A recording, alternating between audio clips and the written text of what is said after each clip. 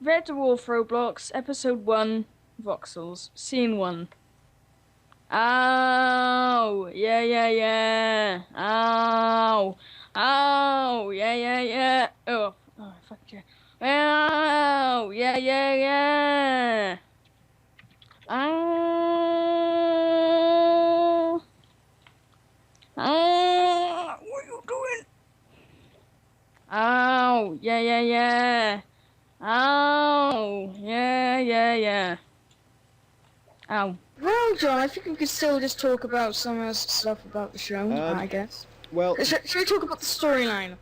storylines. Okay, we can sit in the drive room and do that. Marvelous. Excellente. So, you got the opening script, which is a rewrite. Oh, green screen. The opening script, Voxels, is a rewrite of the script that I did to open the series because originally, Red Dwarf Roblox was just Red Dwarf. No difference. I said, why don't you set it in virtual AR, virtual total immersion video games? The crew are introduced to the concept of personalised disasters, where the game tailors events in deliberately provoke and attack certain players, like if the cat was to suddenly find all his clothes missing, or if Lister was suddenly to find that he couldn't, that all the curries were tepid or whatever, that would be a personal disaster aimed at them. Meanwhile, the game around them is starting to break, and simulant ships are starting to spawn in the tutorial level, even though they're supposed to spawn at level 45 and things like that. And they eventually realise that the reason why the game is breaking is because it's breaking itself as part of Rimmer's personalised disaster. The crew flee from Red Dwarf, and the personal disasters are removed from the game. And that's how the episode ends. That was my draft. I said, look, just don't bother using voxels, because you've completely gone against the idea. So what he did was he rewrote voxels. When he said he was rewriting it, I assumed, oh, he's going to work his way around the problem of them looking the same. No, he just cut out the lines where they look different. Because it was a bit predated. This was wrote in 2012. So?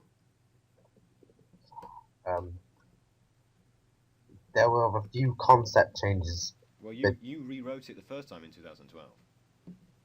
Yeah, and then I rewrote it again in 2014. That script was horrible. The episode opened and closed with two bits that went nowhere. Like, the first line is Kryten saying to Lister that he will not repair the time drive. There's no mention of the time drive ever again in the series. Similarly, Cat supposedly has lost his shoes. Kryten finds them and gives them back. Doesn't go anywhere.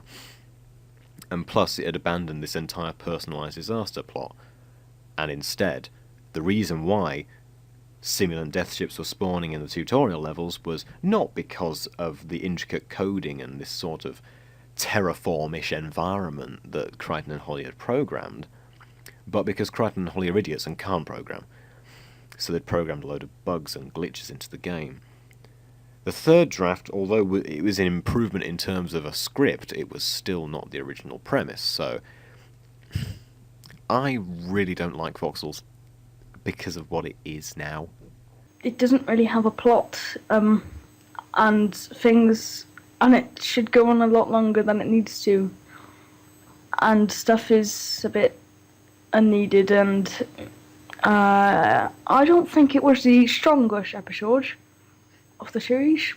Not because I wrote it, but because it makes more sense and is actually a more interesting episode. I far prefer the original draft. And I'm not even sure why we didn't go back to it. Righty mighty. I've got the script open. I've got open script.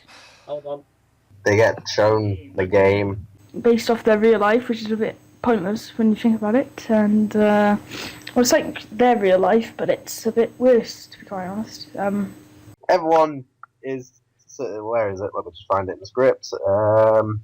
They're in a flying tutorial.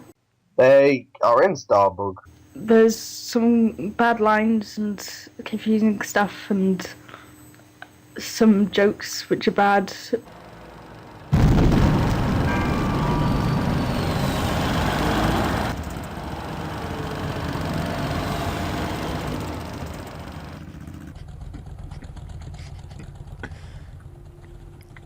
Wait, that's the one that you're going with? Okay, I won't argue. Sure, you can go with that. Yeah, I'm going with that one, yeah. Yeah. You know, maybe there's a witch on board. And they come across a stimulant ship. and they land in it, which while it's exploding, and apparently it's dark while it's exploding. Kryten. Oh, I thought you were going to ask him to retake the line that he... Right. Oh, shit, hold on. No! Right. Tell me when. There's a crate of oranges. Yes, they have to follow oranges. So they follow oranges.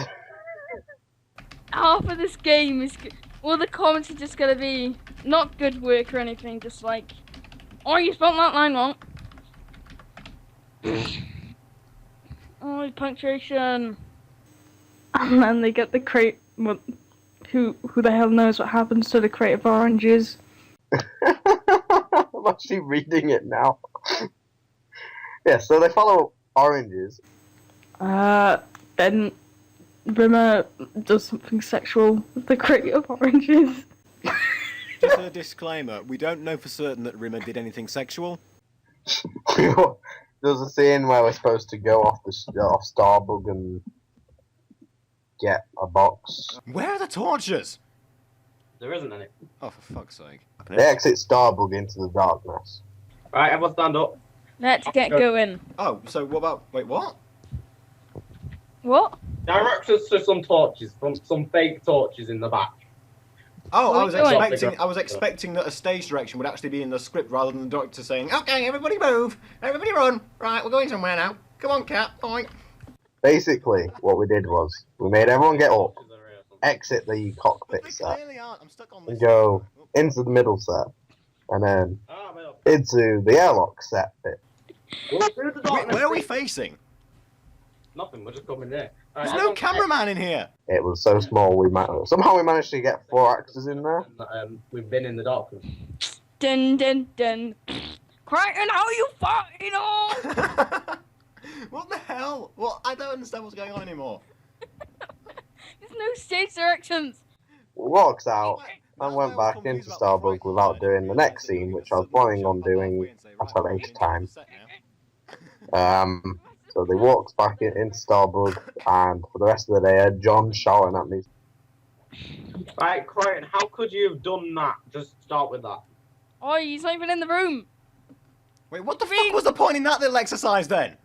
We're gonna do the darkness scene. Forget torches. There's no torch. Where are you shooting? Why the fuck did we come in here?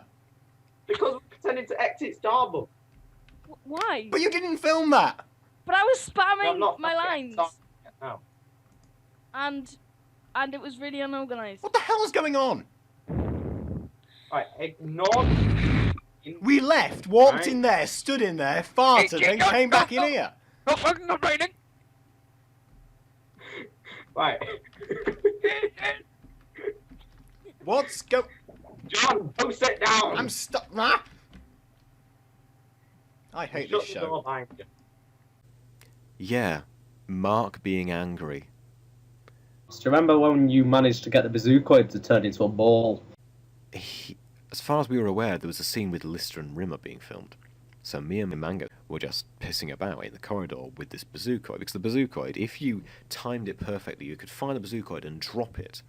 And instead of exploding, it would bounce.